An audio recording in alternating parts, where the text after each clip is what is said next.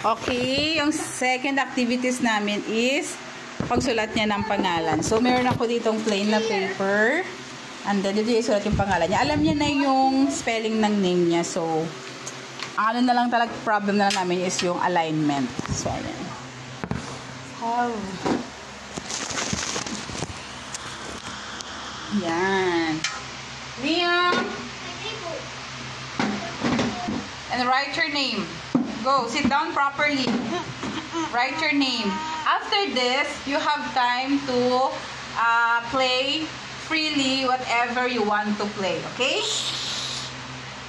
Okay, go ahead. Okay, okay, go. Write your name. Write your name. Later, we will gonna cut if you want to have activities, cutting activities. Later, we will have to cut. Okay, go. Rock, paper, scissors. Rock, paper, scissors. Wow! Rock, paper, scissors. Ah! Okay, talo ka. So, you write your name. Rock, paper, scissors. Ah! Okay, talo ka. Write your name. Write your name. Write your name first. Rock. Write your name first. Okay, go ahead. Write your name. Go. Rock. I will leave you there. Scissors. Rock, paper, scissors. Okay, write your name. Talo ka. Rock, paper, scissors. Rock, paper, scissors. Rock, paper, scissors. Ching! Rock, paper, scissors. Ching! Talo si Mami. O, sige na, go na. Oh, good job, Kuya. Go, start. Write your name. Rock, paper, scissors.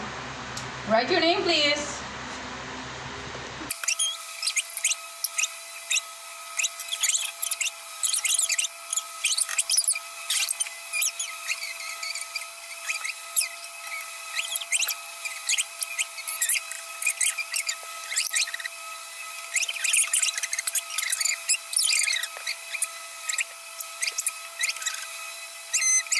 How do you read this? It's Ichiro. Yampana. Very good. Yay! Ito yung ano niya. So, yung kulang na namin is yung alignment talaga. So, next activities is let's read. Okay? Mag-read kami. This one is? On. Very good. Wait lang. Not yet pa. This one is? Is. This one is the. Very good. Okay, you read? 1, 2. 2. No. You read like this. What is this? What is this? Is color. Ano to? The. What is this? Very good. Next is? What is this? What is this? The color. What is this?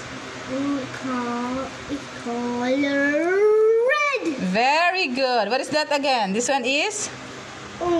This one is? This one is? This one is? This one is? This one is? This one is? Very good. Where is the word is? Is. Where is the word is? Is. Very good. Oh, very good. Where is the word in? In.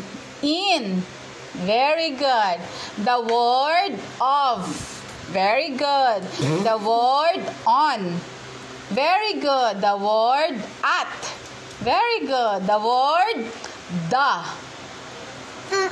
Very good. Very. High five. Congratulations!